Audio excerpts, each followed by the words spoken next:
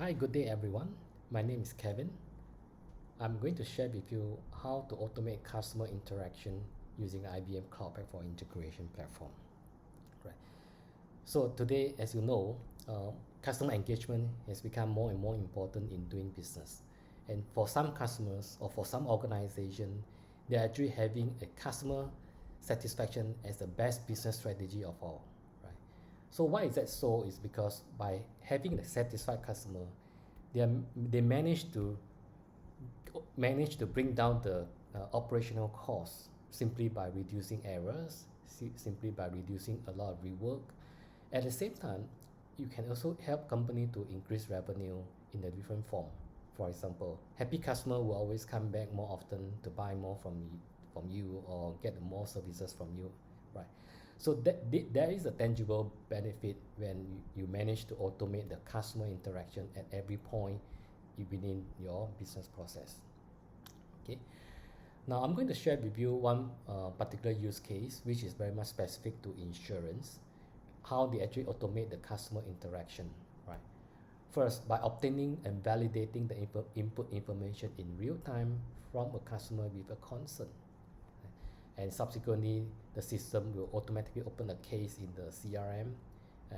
In this example, we'll be using the Salesforce, and then followed by attaching all the incoming information to the case, and followed by a tone analysis using the AI from the cloud AI services. And we managed to analyze how's the customer feeling, whether they are happy or unhappy. And last, we will respond with to the customer with the case number and the expected date of resolution. Okay, so in the traditional way, these 5 steps will actually takes easily 5 to 6 days for them to properly populate the data into the system and execute the claim process. By having the automation throughout this process, things can just be speed up within maybe just a matter of minutes. Everything can be already submitted to the system.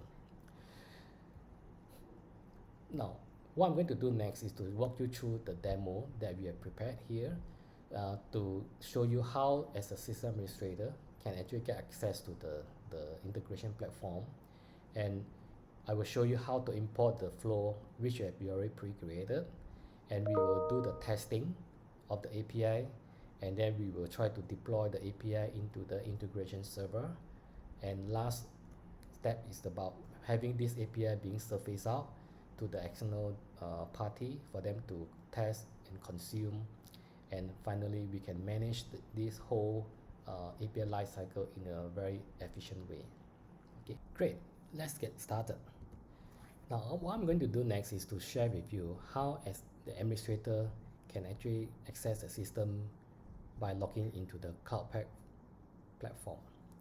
So immediately after the administrator log on, and you will be coming to this central screen whereby in one single place you are able to explore all the integration capabilities, be it API lifecycle management, integration part runtime, high-speed file transfer, event streaming, messaging, as well as the integration tracing, right?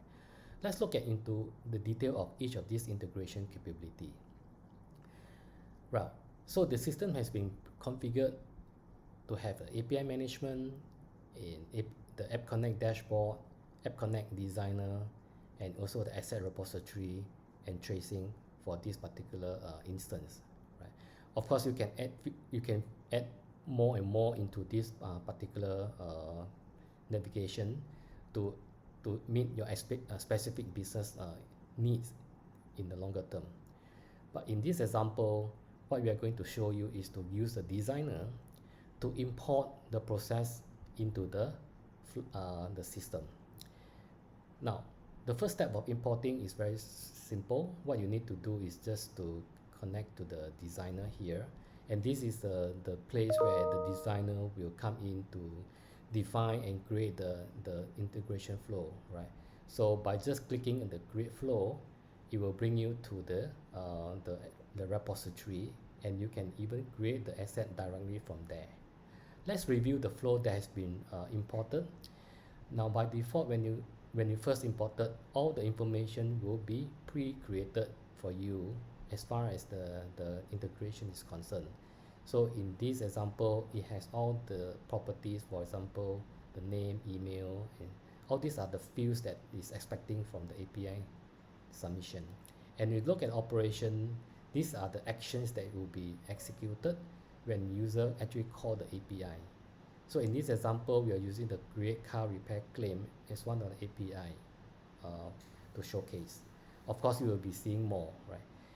Let's edit the flow and you'll see that the flow has been pre-created, and we are going to show you how different adapters are being used to complete the integration task specifically for this car insurance claim process. Okay, let's look at individually for each step in detail. Okay, so any API calls that comes in, right, you will go through the first step of request. So the request will actually gather all the information that will come in through the message. So the HTTP request come in this case, we have the name, email, all the field that has been defined earlier. Right? Now the second step, you can define the logic to determine, to check or validate the information that comes in your request. For example, I can check whether the car image has been uploaded or not, whether it's empty or it's uploaded. Right? And you can use the decision to determine the next step, okay? Whether you want to move to the contact checking or not. So in this example, we have the customer already pre-created called Andy Yong. It's already pre-created in the system, in the Salesforce. So at each step here, you can actually do the real-time validation against the Salesforce via the adapter that is provided. So I'm going to try another user, change from Andy Wong to maybe Andrew Yong, right? So by doing so, you can see immediately it actually returns the error and saying that Andrew Yong was not found, right? So it will also return a complete set of data coming back from the Salesforce. Let's look at the detail, okay? So in Salesforce, you will actually respond with all the information. It's a full set coming back from the Salesforce and being available in the flow. Now we can take the information to proceed to the next step, which is to create a case in the Salesforce. So to create a case, we need to have a contact ID and name and email address. And remember just now, we get the contact ID from the previous step, and name and email, we actually got it from the HTTP request that comes in, right?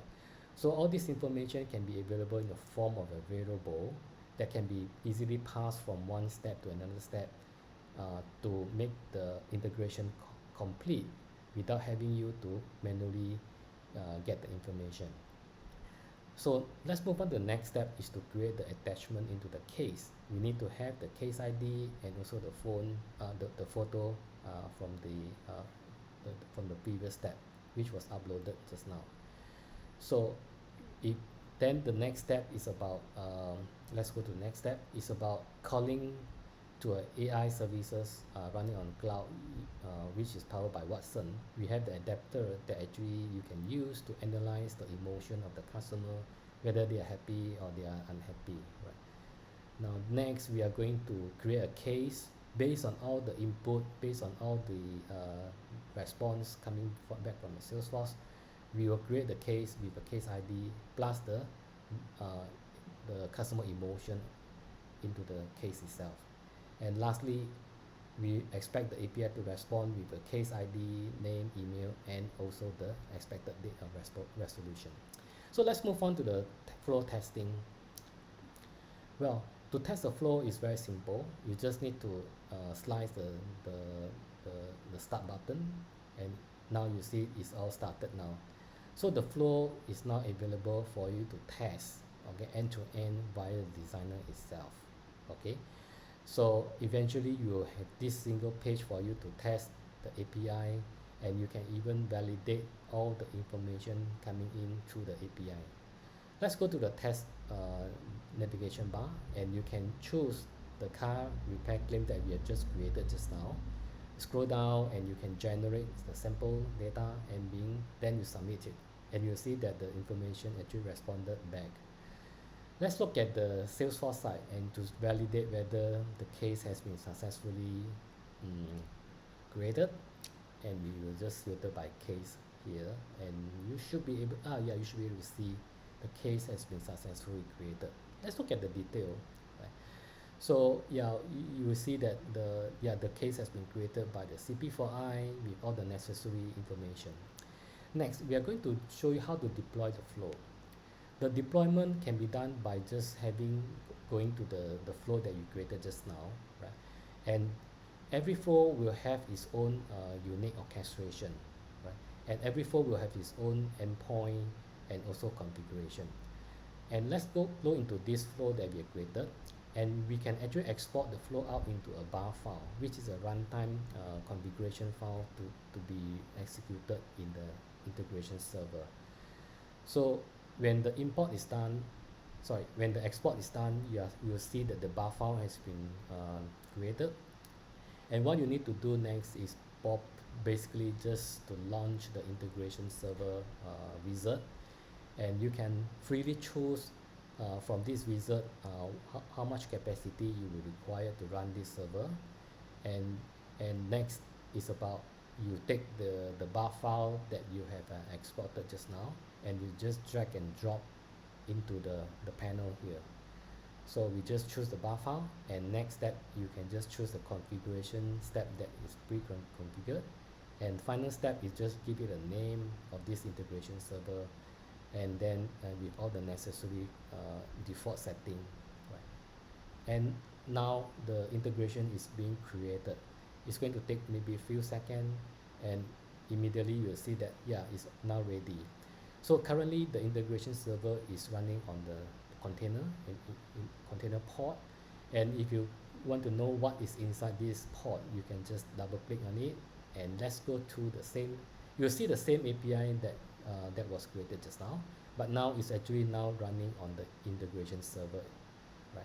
Similarly, you can try it out again by going through a similar step, and you will see that the response actually coming back from the Salesforce. Okay, so that actually shows you that API has been created, has been tested and deployed in the runtime integration server. You can validate against the Salesforce, and it's there. Next, we are going to see how to manage the API, right? So eventually you have the many APIs to manage, and you need to have a effective way to manage it, right? Let's look at the API that we have created just now, which is the car repair claim. You can simply download the OpenAPI Swagger file, and that contains a specification that is required to be on board into your API management layer. So in the API manager, this is where the API team will be able to perform the full cycle of API management, from the very beginning of creation the API and packaging into the product, creating a catalog, and make it available into a external facing developer portal. Let's start with the creation of API. What you need to do is just to go to the wizard and just browse the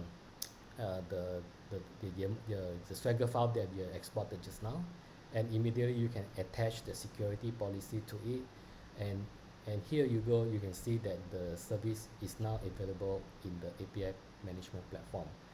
Now, based on your business requirement, you can change the base path according to your needs, and further fine-tune any other definition or the policy that you want to associate.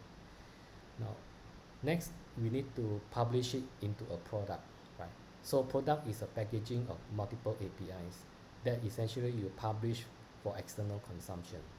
So we have already we just created a product called car repair APIs, and within this car repair APIs product, you see you can further define the API plan and you can define certain plan. For example, I have a goal plan to make it some quota assignment, like 100 calls per minute and so on. So I can create multiple plans, but for this example we just use the one goal plan as a use case. Okay, so now once the plan has been created, the next thing is that let's look at the product. And you can see it's there, and the last step is to publish it, and just click publish. Now this is what you are going to see as an external developer. You will be, external developer will need to sign up as an onboarding process, and they will come to this screen to explore and create new apps for their organization. So let's create a new apps for this developer organization. So create an apps called car repair application, which is maybe from the workshop organization. So with this car repair apps, they are going to call the car repair APIs product exposed by the insurance company. So they can browse the plan that is available for them. So in this case, we will just select the Gold plan just for demonstration purpose. So you go through the flow here to subscribe to the product.